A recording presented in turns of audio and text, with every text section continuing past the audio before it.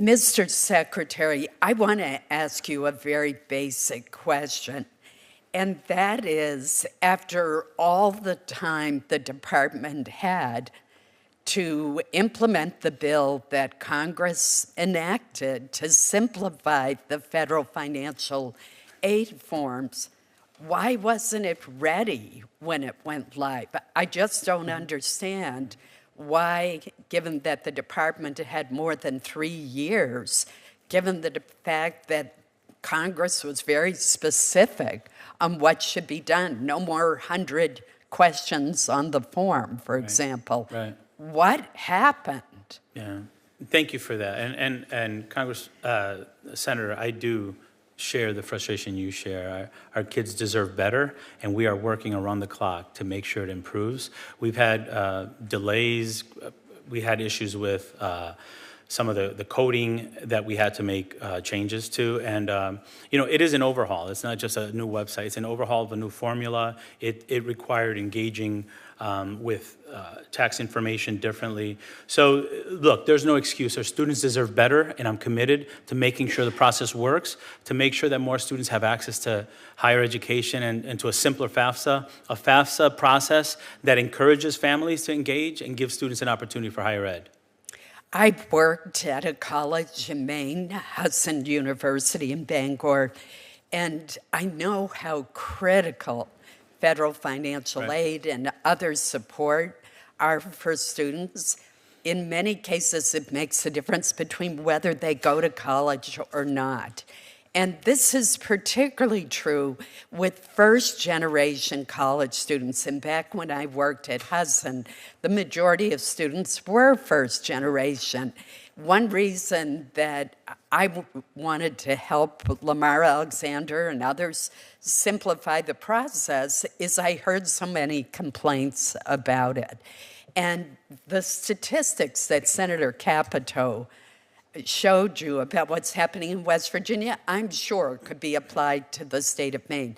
So the problem is that the ineptitude here has real-life consequences. And I'm curious whether you considered testing the new system with a small group of schools to ensure that it worked before it went live. Yeah, thank you for that, and thank you for sharing that perspective. I'm in agreement with you. We have to get it right for our students, and this is going to have an impact for generations. And yes, the process did involve testing and getting information from colleges. We've been in constant communication with financial aid directors across the country, with college presidents, hundreds of, I've been in those conversations myself to test out processes, to hear from them what needs adjustments, and we've been adjusting. So I recognize the strain it's put on colleges, on financial aid offices, and they've bent over backwards to really meet students' needs, and we are appreciative of that, and we're listening to them as we're making decisions moving forward. I want to turn to the issue of the incidence of anti-Semitism on far too many of our college campuses. The Anti-Defamation League has said that in the country as a whole, that anti-Semitic incidents are up 360% since October 7th. So it isn't just our college campuses. It's a problem nationwide and a very disturbing one. But you do have the authority to investigate these incidences. And I am curious what specific communications you've had with institutions of higher education regarding anti-Semitism, regarding Jewish students not feeling safe, not feeling like they can attend classes. And when did you post any communications on this issue? Okay, thank you for that. And we're in agreement, Senator. It's unacceptable. I've spoken to Jewish students who have shared with me that they've had to take a different route to class, or that their parents don't feel safe sending them to school.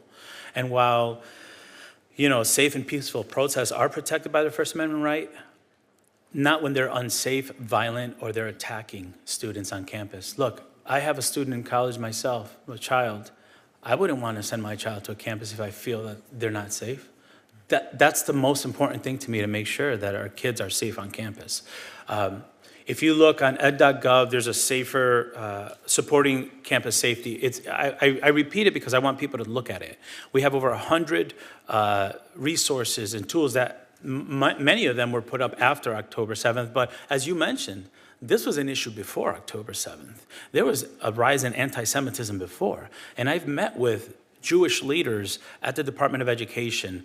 I've met with students. I've been on college campuses talking to students, professors, presidents who are struggling with it, and I've been on campuses where they're doing it well. So if you look on that website, you'll see examples of that. And as recently as this week or late last week, we've put up updated information to address the issues that college campuses are facing. It's of utmost importance. I agree with you. We need to do better for our students on campus to make sure that they're safe. And again, there's a big difference between peaceful, legitimate protests and what we're talking about, harassment, Absolutely. intimidation that cannot be allowed. Thank you.